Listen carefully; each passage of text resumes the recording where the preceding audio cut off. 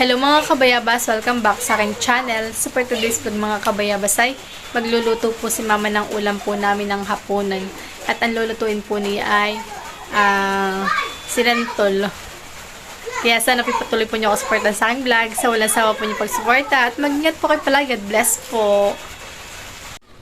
Yan mga kabayabas, at si papa daw po ay magkakayod ng niyog. Dahil siya kami po mamaya ni mama ay magluluto ng sinantulan. Magsisinantol po mama. Ilang kabuo pa yan? Apat.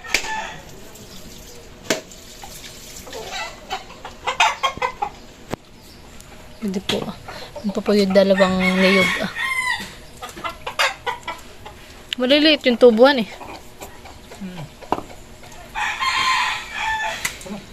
Tingi.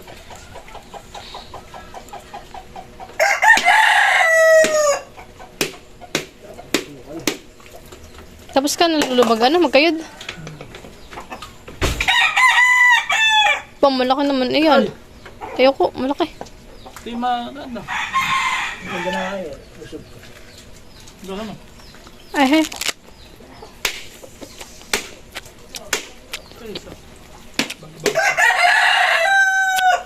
sarap. Matamis. Ayan.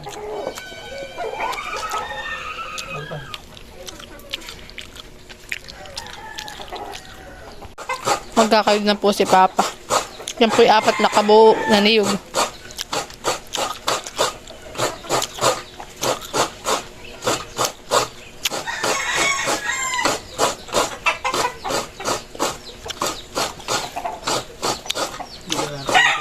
Ha?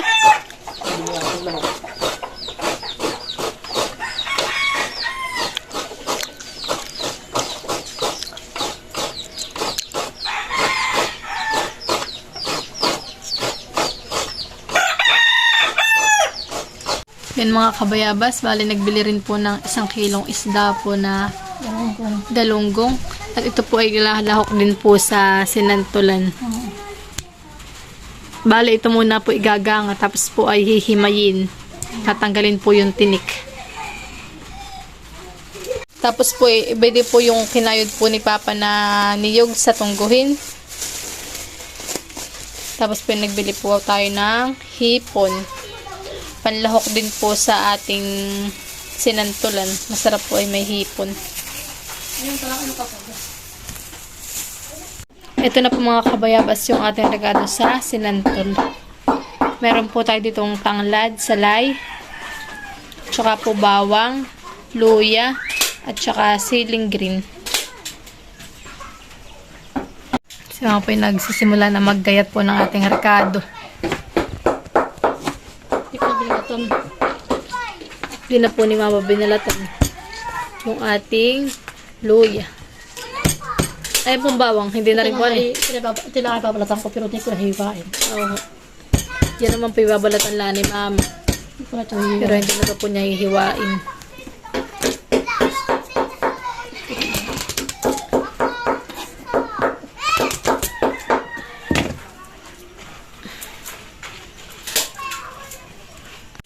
Ito na po mga kabayabas yung binili ko po sa palengke na hipon. Lalahok din po sa sinantol. Bali, yan po tatanggalan lang po ni Mama ng mga sungot-sungot. Yan mga kabayabas, at kuha na po si Mama ng lulutuin po na pansinantol.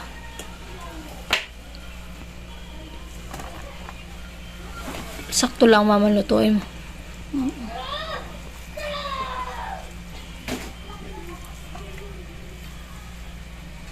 Asin mo na eh.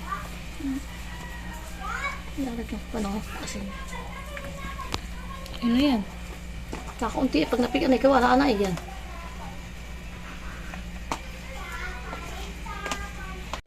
Yan mga kabayabas, bali ito po ay hugasan ko sa running water ng 5 o hanggang 4 po na hugas.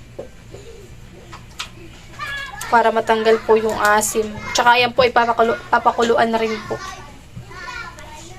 Papakuluan. Ay, di mo na rin po papakuluan. Hugasan lang daw po pala yan. Hindi na daw po niya papakuluan. Ito naman hindi binuro. Ito naman po ay Kakakayot lang. nakakayod lang naman po. Kaya kahit hindi na rin po yan, pakuluan. Sasakit na ito. Magpipiga na po si mama ng Iwan ng tubig ka kamayin ko isang kamay. Kasi, wala pang tubig. Pinipigaan na po niya. Yan po wala pang tubig. Pinipigaan lang po niya. Para natatanggal po yung asim at alat. Dahil yan po ay may alagyan na rin po ng asin.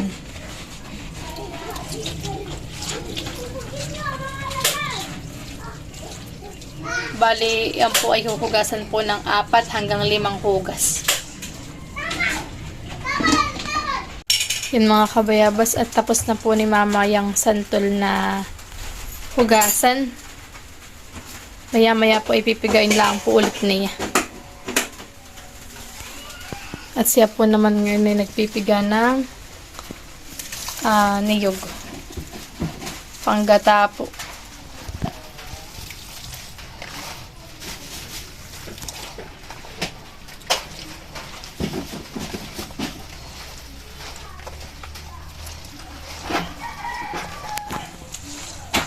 Si Papa naman po ay naghihimay po ng isda na panlahok sa ating sinantol.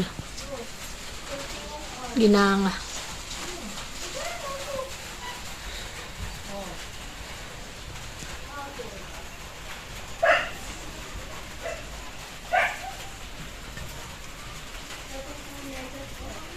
Ito naman po mga kabayabas yung ating kakanggata.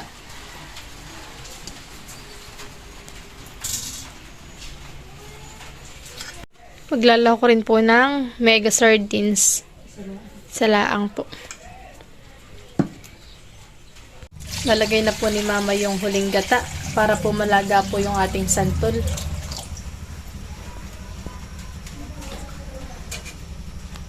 Lalagay na po yung mga rekado, tanglad, bawang at luya. Mamaya na yung sili. Mamaya na daw po ilalagay yung sili. Pag malapit na pong maluto.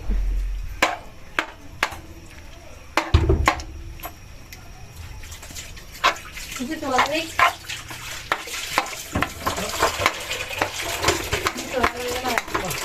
Lalagay na rin po ni mama yung isda na lahok po.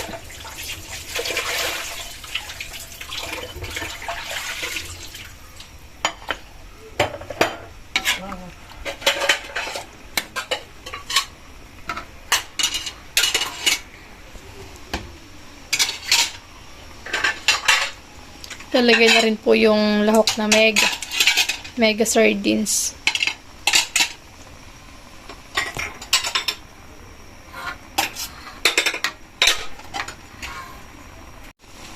Lalagay na rin po ng asin.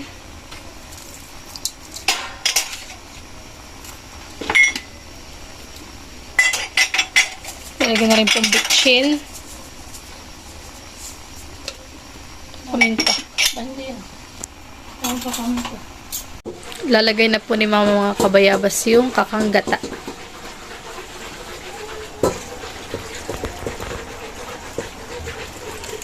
Ang tingin. Lalagay na rin po yung hipon.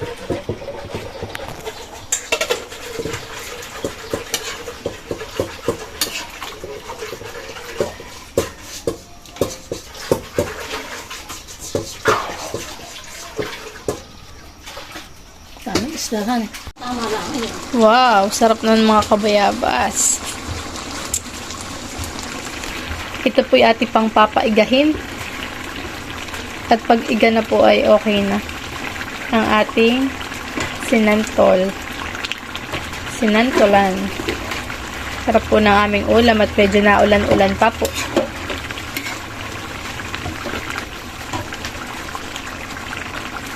Tapos ay may black coffee. Ano eh?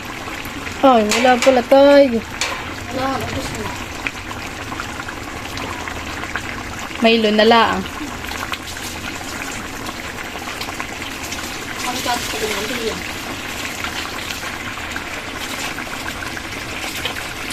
Sarap ng black coffee yan eh. Yung mga gusto ko nga. Lapit pa eh.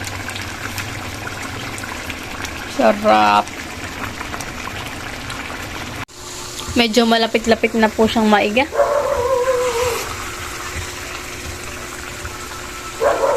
Ang sarap.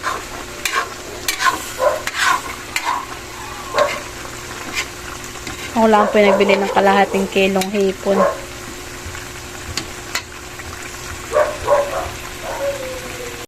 Yan mga kabayabas at nilagay na rin po ang sili.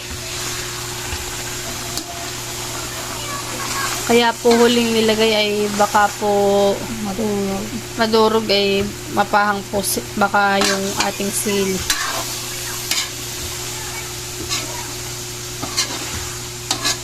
Yan mga kabayabas at kanino mama yan? Tita Joe. Tita Jo po. Bigyan na daw po namin si Tita Jo ng sinantol. May lock din ano. May lock din itong isda.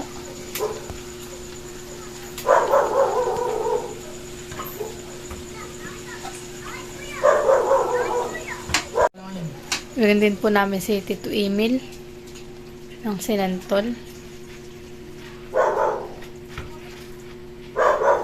Lagyan mo sili. Lagyan mo sili. Tinay na ako ng sili. Bigyan na po namin sila Tita Ini ng sinantol. Kuya.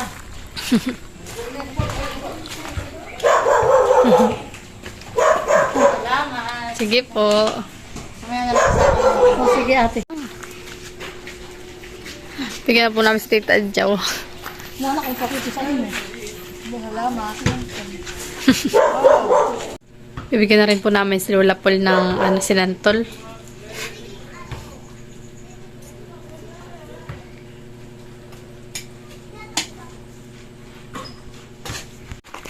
Bigyan na po namin si Lola Paul. Kaya.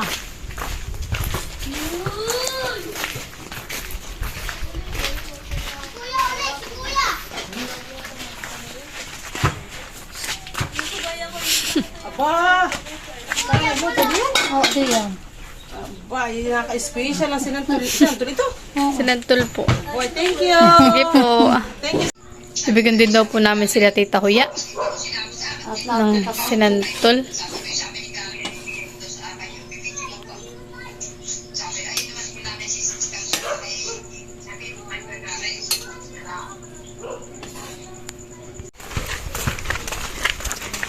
Bigyan po namin si Tita Huya.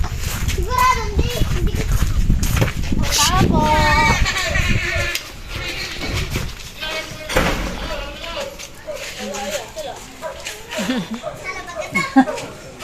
Salamat! Sige po. Bibigyan din po namin si Tita It ng sinantol.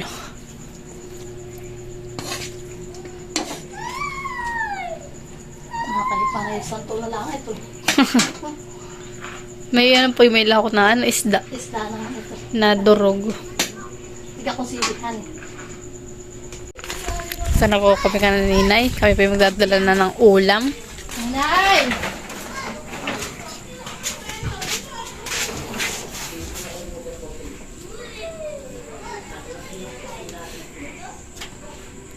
Bulaga. Sige. Kami po'y kakain ng mga kabayabas. Nakuha ko na lang ako dito. Kutsara dito. Kakamay ka ba? Nakutsara ka ba? Kakamay. Sabi mo, kakapit kita na timpla ng kape. Kain po tayo. Kape.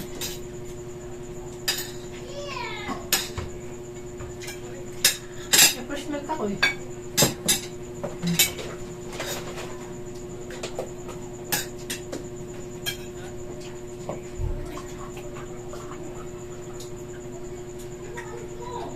Ang bala ka ng size pa rin. Ano eh? Tama ka din. Aso din. Ako, maalat.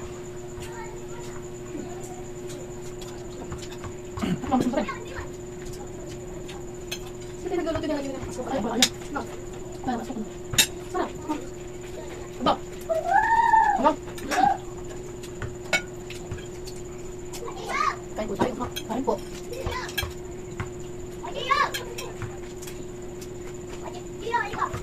Ba, grabe sila iba. Ano? Bukan sa titipin. Asan sa titipin? Hindi, kung saan mo, daw. Kung saan mo. Magkana na namin da. Abay, ba sila yun? Hanap lang pagkubahan. Bukat, ano? Ano ba ako? Ano ba ako? Ano kayo? May doon. Ano kayo may doon? Ano kayo? Saan mo ulit matakal? Mamin mo. Kung nakilang dito pakali. Hindi. Saan ka na? Nakilang naman lagi. Pag walang tipasok. Ano ako sa tabi?